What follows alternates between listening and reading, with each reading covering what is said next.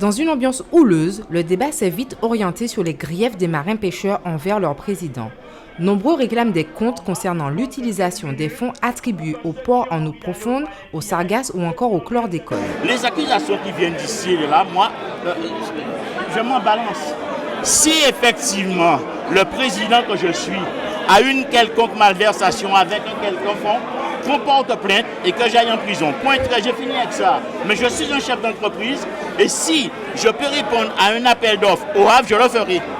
Parce que c'est mon droit. Et pour répondre à un appel d'offres, il faut effectivement que votre navire soit assuré, que vous soyez à jour de vos cotisations, ainsi de suite, ainsi de suite. Je réponds à ces critères, je réponds à un appel d'offres. Je l'emporte, c'est tant mieux. Les Guadeloupéens devraient s'enorgueillir qu'il y ait un Guadeloupéen qui répond à un appel d'offres européen et qui l'emporte. C'est ce que j'ai à dire. Messieurs les pêcheurs guadeloupéens, voilà, nous avons décidé, quand vous aurez le temps, c'est ça, vous nous cherchez l'argent. Pour Simon le pêcheur, c'est un sentiment d'impuissance, de nage à contre-courant qui prédomine à l'issue de cette réunion. J'ai rien compris et je pense que 90% de l'Assemblée qui était là n'a rien compris. Mais moi personnellement, je dis que le premier mis en cause dans ça, c'est l'État français.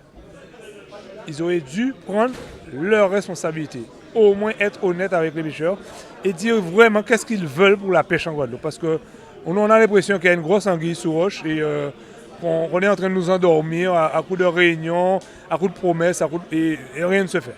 Après plusieurs heures de discussion, peu de réponses ont été apportées selon les marins-pêcheurs présents qui en ont profité pour exposer d'autres problématiques pour leur profession. L'exposition de ce qu'est exactement le problème qui se posait aujourd'hui, c'est sur la chlordécone. Et c'est un problème qui est très récurrent parce que ça fait pas mal de temps justement que ça existe. Et là, on veut nous faire comprendre que comme si c'est une partie qui serait indemnisée et une partie pas du tout. Mais après, à ce que moi, mon époux m'a fait comprendre, comme si après ça va se répandre un petit peu partout dans la Guadeloupe. Et aussi que le métier de marin-pêcheur, comme s'ils veulent en quelque sorte l'éliminer. Une réunion de travail avait été prévue l'après-midi même en présence des services de l'État et du comité de pêche, ainsi que des représentants de marins-pêcheurs. Ces derniers n'ont pas souhaité y prendre part. Les services de l'État se disent prêts à se mettre à la disposition de la profession pour organiser à nouveau cette séance de travail.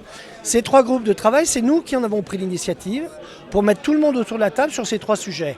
J'ai compris qu'il y avait visiblement un problème au sein du CRPM, parce que peut-être que la convocation est arrivée tardivement et que le président n'a pas eu le temps d'en informer ses vice-présidents, son conseil d'administration. Donc nous allons nous adapter. Véritable pugilat contre leur président, les marins-pêcheurs se disent plutôt frustrés par cet échange et attendent plus que jamais des réponses concrètes au sujet notamment du chlordécone et des fonds alloués à leur profession.